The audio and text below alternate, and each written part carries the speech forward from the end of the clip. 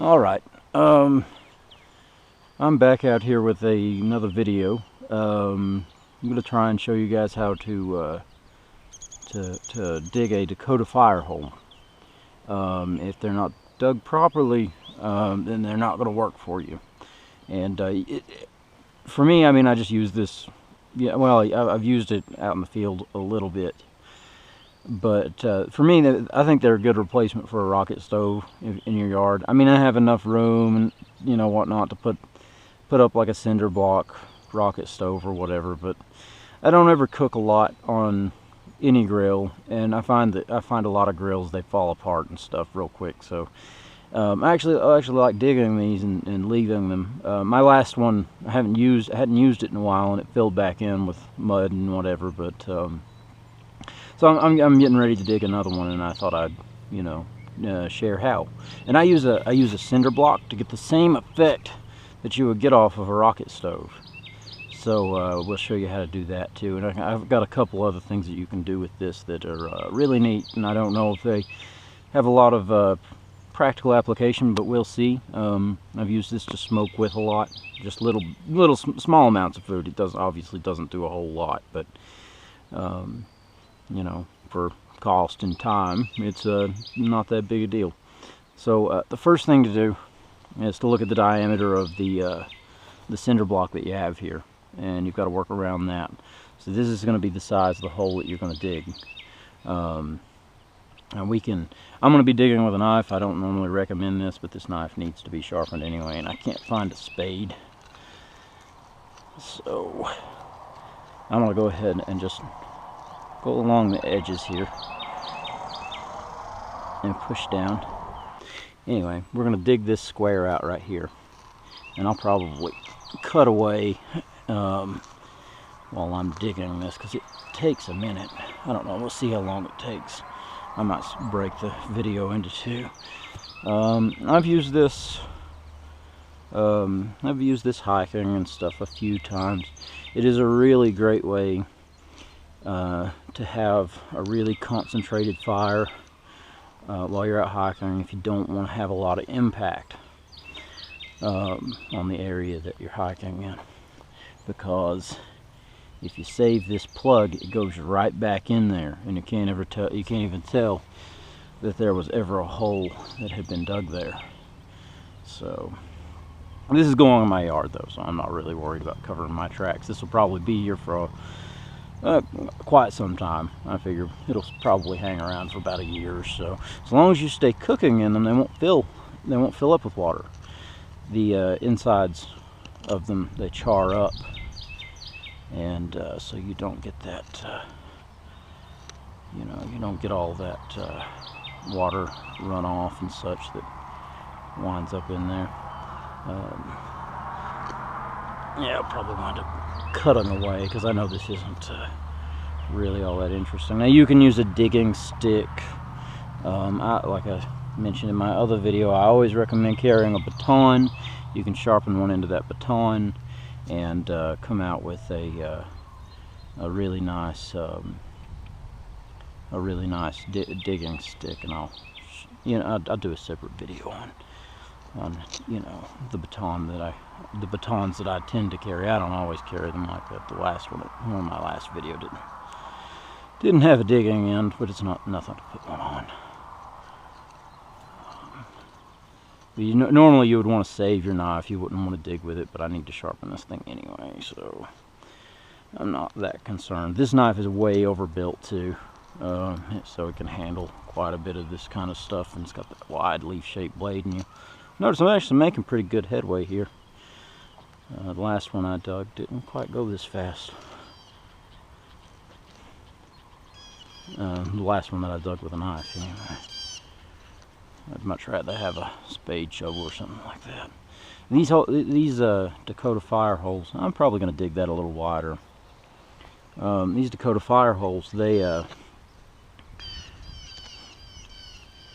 they're really nice, you know, for clandestine fire.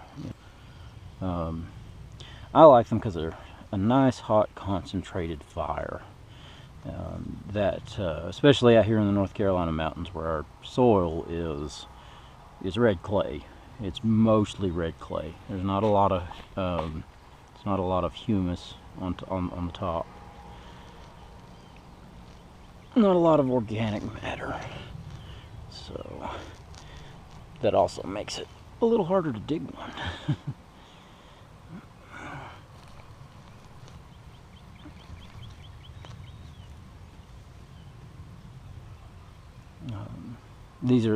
These are also useful, and I don't recommend anybody do this without, you know, a decent level of training. But if you've built a small shelter, you can dig a Dakota Firehole and have a much safer fire inside the shelter if it, you know, conditions warrant it.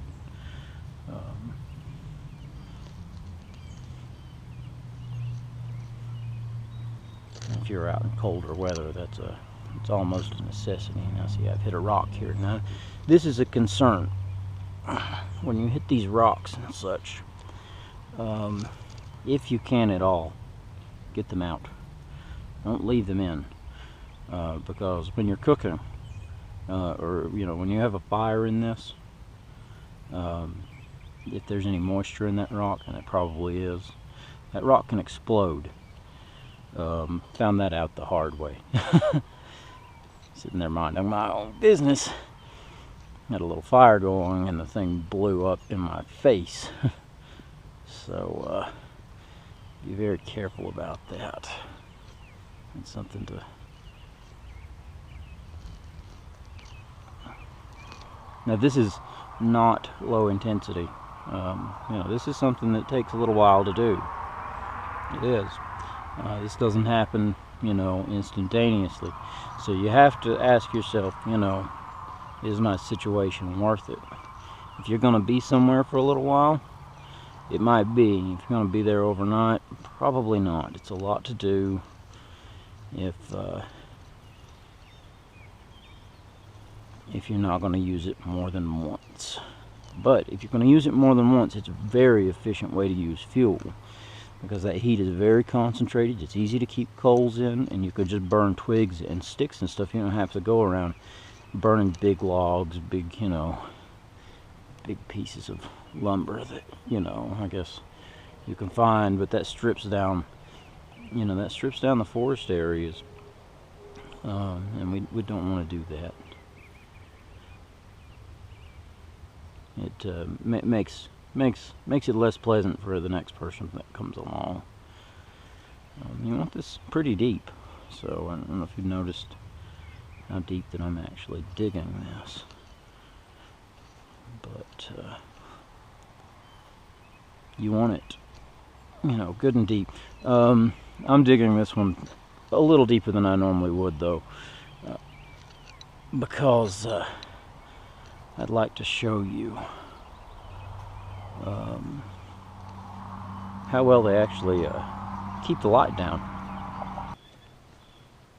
And like I said, this is not a low intensity thing, but you see, if you're going to be using it more than once, you'll see the payback in having to gather less materials for a fire. I know there's people out there, you know, in the knife community going, "What the hell is he doing with his knife? It's terrible." And I know just how bad this is for the blade. I'm fully aware of just how bad that is on the blade. It's got a Scandinavian grind on it, so it's a, you know, it's a little easier. It's a little harder to damage doing business like this. Now, if you try to just dig this hole like this straight down, you're not going to get a fire. It's not going to happen, because it'll snuff itself out. It won't get any oxygen, and it will die.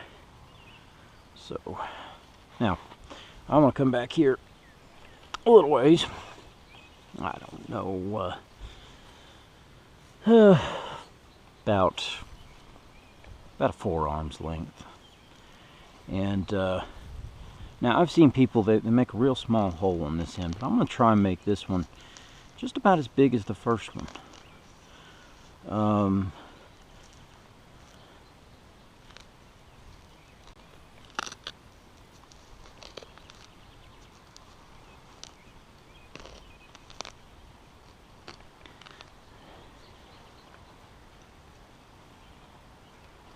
maybe not as wide. I'm not so concerned about saving the plug. Now, if you are concerned about saving the plug, make sure you get it right.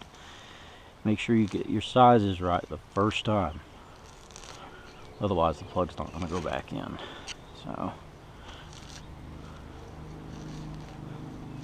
you know, I hadn't dug with this knife before. I gotta say, it's doing really well. I've used shovels that didn't dig this well.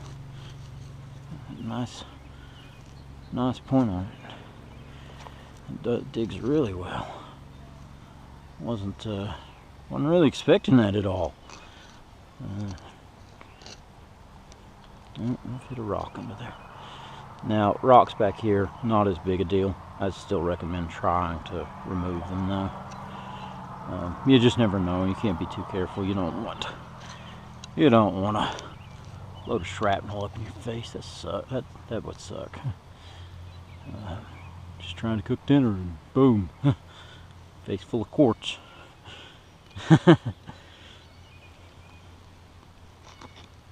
Now, cool thing about this, if you are out somewhere and you do happen to be traveling around, or you have routes that you go a lot. Now, I do this.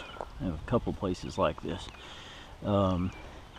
If you know you're going to be camping there quite a bit, and you don't want to make a big mess, you want to keep it nice and, you know, nice and kind of clandestine. I don't mean that, you know, in any spooky sense, but just, you know, trying to keep a low footprint, I guess is what I'm trying to say.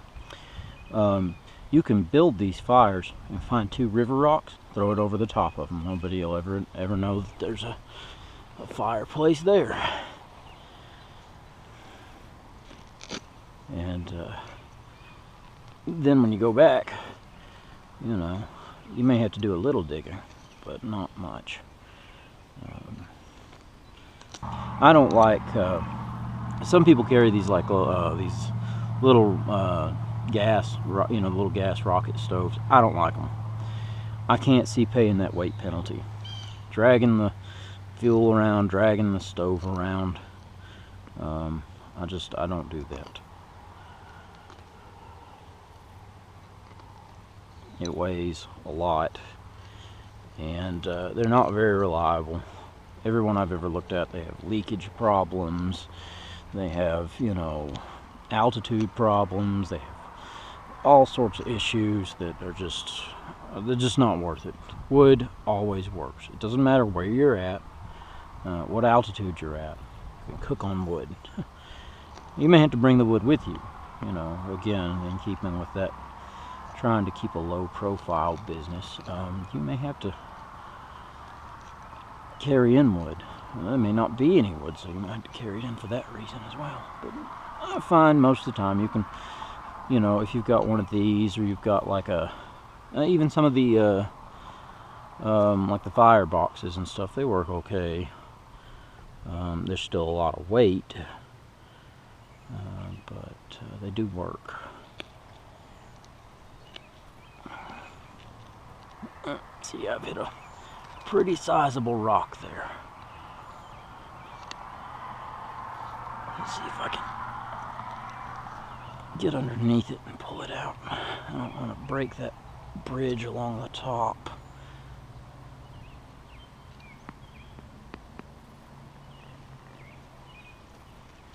Got it. There we go.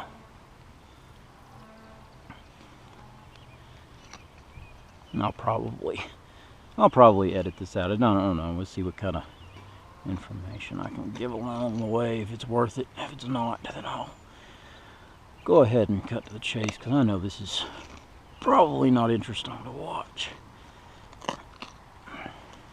There are other videos out there on YouTube of people doing this,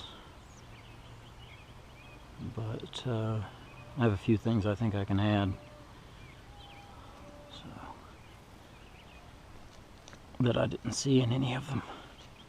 Trying to avoid doing videos, you know, things that have already been posted. That's really hard to do, though. There's nothing new under the sun, as you've heard. I mean, this fire setup, I mean, this dates back to prehistoric times. So So yeah, this is the really tough part. Getting the bridge to go all the way through. This is where you may wind up with problems. I know I always do. Get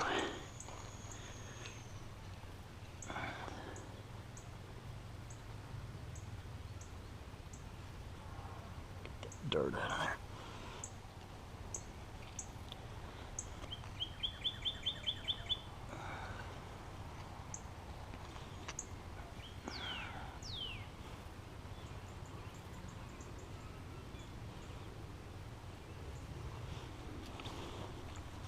That bridge tends to be pretty sturdy. I don't know.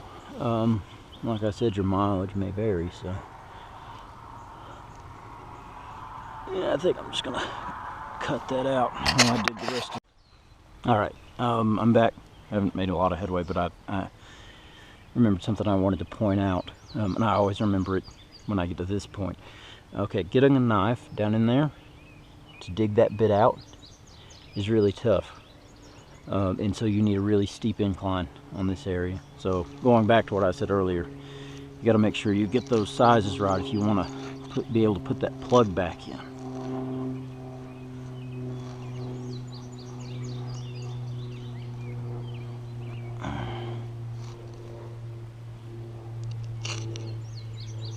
We're getting all sorts of flyovers today. So anyway, that's all I wanted to do right there. So I'm gonna cut the camera off and see you again once I get this thing finished. Okay, now I'm getting up to the end here, and I figured I'd go ahead and cut the camera on. There's something I wanted to show you here. It's really hard to keep one of these running if you just dig it down and leave this even with the draft down here, and that's basically what you've got here is fire draft. You need air to go under here and get up underneath the material that you're going to burn. Okay, and you need to be able to easily fit your hand through that hole. Otherwise, it's not big enough. And with your fingers spread a little bit. I mean, you know, obviously I can't spread my fingers all the way out, but you can get a good idea. So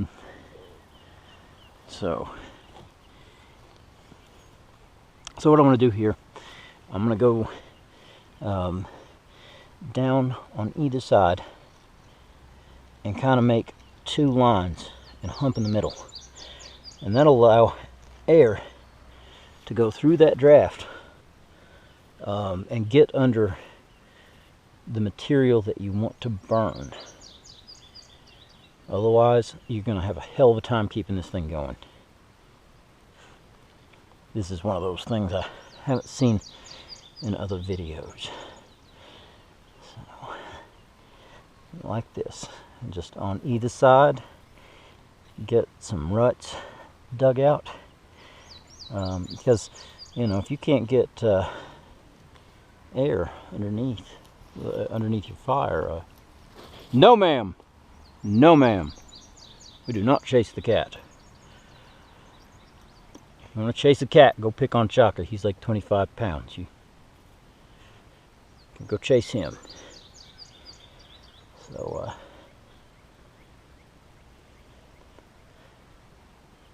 don't chase my little tiny cat. Alright, and it doesn't take much, just I'm probably over exaggerating here. I don't know if you can see it on camera real well though. And well, you know, this is probably going to be here for a while, so I want to make sure I do it right. If I'm just doing, you know, something for a day or two, it's not that big a deal. Okay, that's good enough right there. Now, so we got that little hump in there. You could even probably set a small stone in there, or whatever you feel like doing. It's, you know, just as long as you can get some air underneath the material that you're going to burn. If you do set a stone under there, though, set one that you're absolutely, positively, without a doubt, sure does not have water in it. Does not absorb a bunch of water. Like I mentioned earlier, you don't want it to blow up in your face. So, yeah. Well, you know, with that in mind, let's just stick with digging the ruts. I think that's a lot safer. And when you first burn this thing, you're probably going to want to stand back for a little bit. you know, I don't know, 15, maybe 20 minutes. Make sure that it's all cooked out. Or if you have a cinder block like this, it's probably not as big a deal, because I'll show you what we do with the cinder block. Now this is for my yard, and I guess, you know, I don't know, post-apocalyptic world, this is some pretty useful stuff. You can take that cinder block and set it right over there. Bam! You got a rocket stove, and that shields the light from the fire really well. And you can actually dry your wood out on top of this thing and shield the light even more. I'll show you how to do that. So, all right. Well, that ends this part of the video. I might make this a two-part because it's running kind of long, I'm sure. So. And the next video will be firing this thing up and actually using it. So thank you for your time, and like and subscribe and do all that wonderful stuff, and